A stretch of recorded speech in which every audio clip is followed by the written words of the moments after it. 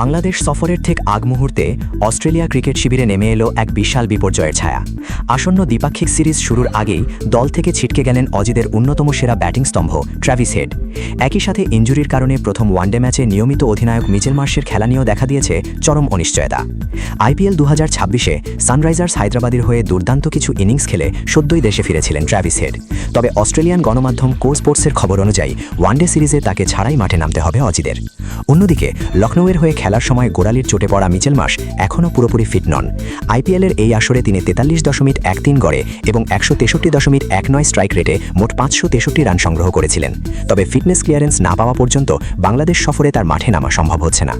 নিয়মিত অধিনায়ক প্যাট কামিন্সের পিঠের ইনজুরি এবং ওয়ার্কলোড ম্যানেজমেন্টের কারণে এই সিরিজেও অস্ট্রেলিয়া দলকে নেতৃত্ব দেবেন উইকেটরক্ষক ব্যাটার জশ ইংলিশ। এর আগে পাকিস্তানের মাটিতে 3 ম্যাচের ওয়ানডে সিরিজে 2-1 ব্যবধানে হেরেছিল অস্ট্রেলিয়া। সেই সিরিজে বল হাতে দুর্দান্ত পারফর্ম করে নাথান এলিস শিকার করেছিলেন 7টি উইকেট। এবার ট্র্যাভিস হেড ও মিচেল মার্শের অনুপস্থিতিতে ব্যাটিং লাইনে জশ ইংলিশের সাথে মূল দায়িত্ব পালন করতে হবে মার্নাস লাবুশেন, ক্যামেরন গ্রিন এবং ম্যাট রেনশকে।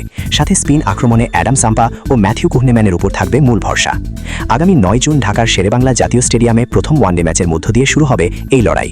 আর চট্টগ্রাম জহুর আহমেদ চৌধুরী স্টেডিয়ামে টি-20 ম্যাচগুলো অনুষ্ঠিত হবে যথাক্রমে 17, 19 এবং 21 জুন তারিখে।